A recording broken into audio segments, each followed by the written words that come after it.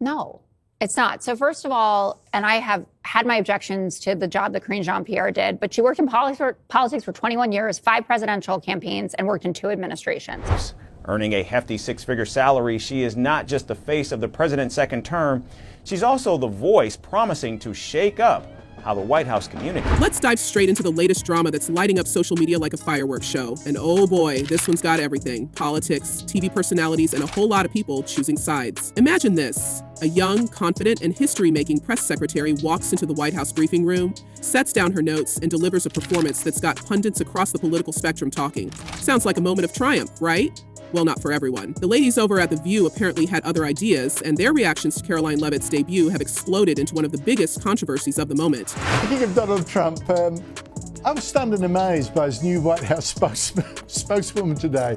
She's actually the youngest ever in that job. So, here's the setup you need to know. Karoline Leavitt, at just 27 years old, has become the youngest press secretary in U.S. history. Let's take a moment to appreciate that. She's broken barriers, worked her way up from internships to high-profile political campaigns, and now she's standing at one of the most recognizable podiums in the world. You'd think an accomplishment like that would earn her universal respect, even from critics. But nope, not when it comes to The View. Within hours of Leavitt's first press briefing, hosts Whoopi Goldberg and Joy Behar unleashed some seriously pointed remarks that are now being described as, well, less than flattering. The controversy exploded when Joy Behar, known for her sharp tongue and no-holds-barred opinions, dropped a line that many are calling the ultimate low blow. Isn't it rich that The View is saying she got the job based on looks when DEI is all about based on looks? Ouch. The insinuation wasn't just that Leavitt's qualifications didn't matter, it was that her entire career boiled down to her appearance. Talk about throwing gasoline on an already blazing fire. Almost immediately, social media lit up with outrage. Critics slammed Behar for making what they called a blatantly sexist comment, with one user writing, "If a Republican said anything remotely like that, they'd be canceled in a heartbeat." What makes this controversy even more intriguing is the larger political context surrounding it. Leavitt's appointment comes at a time when the Trump administration is leaning heavily into a strategy of appealing to younger, non-traditional audiences. Her fresh, modern approach seems designed to disrupt not only the media landscape, but also traditional perceptions of government communication. Critics argue that this is a calculated move to divert attention from more substantial policy issues, but supporters say it's a necessary adaptation to meet people where they are, on social media platforms and alternative news outlets. Either way, Leavitt's role. Karoline Leavitt, she's just 27 years old. But boy, was she giving it to the Trump haters in her first White House briefing. Is undeniably symbolic of a generational shift that's ruffling feathers across the political spectrum. It's also worth noting that Leavitt's previous experience has been largely overlooked in much of the criticism she's received. Before stepping into the press secretary role, she served as the national press secretary for Trump's 2024 campaign and worked as communications director for Representative Elise Stefanik, one of the most prominent conservative voices in Congress. Add to that her time as an assistant press secretary in the first Trump administration, and it becomes clear that her resume is far more extensive than her detractors would have you believe. Regardless of where you stand politically, it's hard to argue that she hasn't put in the work to earn her spot. Dang, Rowan, I couldn't do that at 27. No nonsense, straight to the point, courage, detail. And then there's the question of whether The View intentionally set out to spark this level of controversy. Some insiders speculate that the hosts may have leaned into their criticism of Leavitt, knowing it would ignite a firestorm, boosting ratings and keeping the show at the center of public discourse. After all, The View thrives on drama, and the timing of these remarks, coming just as Leavitt was making headlines for her historic appointment, feels almost too convenient to be coincidental. If that's the case, the backlash may have been a calculated risk, but one that could still have long-term consequences for the show's reputation. Because she said something yesterday that really pissed me off. And that was, she said, there will be no wokeness here. Oh, yeah. Let me explain something to you. And that's not even the half of it. Whoopi Goldberg, never one to shy away from controversy herself, took a different angle, but one that was no less cutting. Referring to Leavitt's promise of no wokeness in the White House, Goldberg fired back, saying, without that wokeness, you might not have that job. Yeah. Because women were not invited to that table. She went on to deliver a passionate monologue about the struggles women and minorities have faced to gain a seat at the table, essentially attributing Leavitt's success to the very policies she criticized. Goldberg's tone was fiery, her words pointed, and the backlash? Immediate. Now, let's talk about Karoline Leavitt's actual first day on the job, because the internet isn't just debating what was said about her, it's also dissecting her performance. Stepping into the press briefing room, Leavitt didn't just make history. She made headlines with her no-nonsense approach. She announced sweeping changes to how the White House handles media access, including opening up seats for independent journalists, podcasters, and influencers. That's right, she's shaking up a system that's been in place for decades, and not everyone is thrilled about it. While some praised the move as revolutionary and long overdue, others, including the hosts of The View, were far more skeptical. Joy Behar sarcastically questioned, so instead of Bob Woodward, they want Kim Kardashian? And just like that, the debate over new media versus traditional journalism was reignited.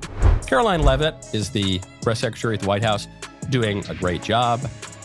Such a great job that the ladies of The View feel the green monster coming upon them. But here's where things get even messier. As the controversy over Leavitt's treatment on The View grew, rumors began swirling that the Trump administration wasn't taking the remarks lightly. Speculation about Donald Trump's reaction has been running wild, with some insiders suggesting that he sees the attacks as part of a broader smear campaign against his administration. And let's be real, Trump isn't exactly known for taking criticism lying down.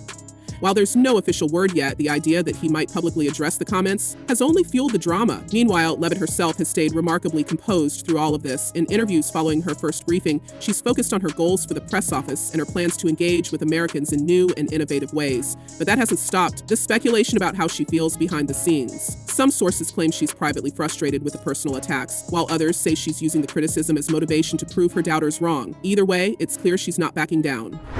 But even factoring in that she's a nice-looking lady, I love that the libs' attacks on conservatives right now are that we're hot and cool. And let's not forget the broader implications of this whole debacle. Behar's comments, in particular, have sparked a debate about double standards and how women are treated in the public eye.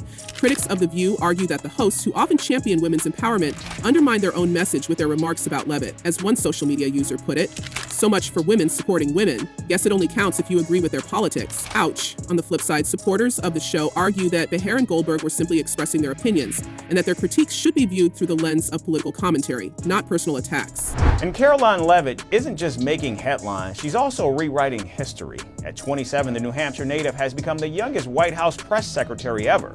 But let's not pretend this is just about one comment or one press briefing. This story has tapped into something much bigger, a cultural divide over what it means to be qualified, who gets to hold positions of power, and how we talk about those in the spotlight. For some, Leavitt represents a new generation of leadership, young, bold, and unafraid to challenge the status quo. For others, she's a symbol of what they see as the flaws in Trump's administration, from its policies to its personnel choices. Either way, the debate isn't going away anytime soon. And then there's the question of what this means for The View. The show has weathered its fair share of controversies over the years, but this one feels different. The backlash has been swift and intense, with calls for apologies, boycotts, and even rumors of potential disciplinary action against the hosts. Some reports suggest that advertisers are reevaluating their partnerships with the show, while others claim that internal discussions are already underway about how to address the fallout. Whether or not any of this will lead to actual consequences remains to be seen, but one thing's for sure, the spotlight on The View has never been brighter, and not in a good way. They really don't like this woman. She's a good communicator. And so Joy Behar just offered her analysis on why Leavitt was picked for the role. As for Leavitt, her story is still unfolding. Will she continue to shake up the White House press office and carve out her place in history? Or will the controversy surrounding her appointment overshadow her accomplishments? And what about The View? Can the show recover from this latest scandal, or is this the beginning of the end for its hosts' credibility? These are the questions everyone's asking, and the answers are sure to keep us all talking for a long time to come. So, what do you think? Was The View out of line, or were they just exercising their right to critique a public figure? And does Karoline Leavitt's approach to new media signal the future of White House communications, or is it a risky gamble that could backfire? Let us know your thoughts in the comments below, and don't forget to stay tuned for more updates on this unfolding drama. Until next time, take care and keep questioning everything.